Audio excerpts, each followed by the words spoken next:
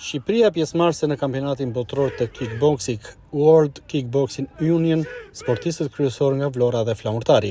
Federata Shqiptare Kickbox me në kryepresidentin Alban Alikaj po merr pjesë në kampionatin botror të kickbox të Federatës Botrore World Union, që po zhvillohet në Gjermani nga data 27 deri më 31 tetor të këtij viti.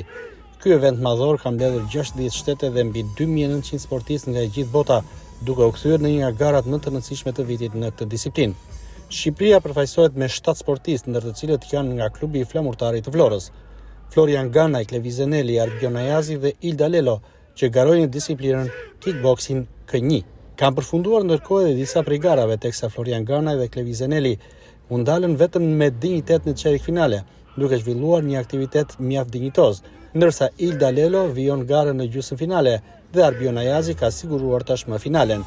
Ky kampionat po zhvillohet në një nivel të lartë teknik e organizativ, ku kërkohet disiplinë, përkushtim dhe shpirt luftarak, cilësi që sportistët tani kanë dëshmuar me lojrat e tyre. Krenar pafund për ta sportistë që përfaqësojnë Shqipërinë dhe mbi gjitha Vlorën në arenën botrore, duke u bërë ambasadorët më të mirë të këtij vendi.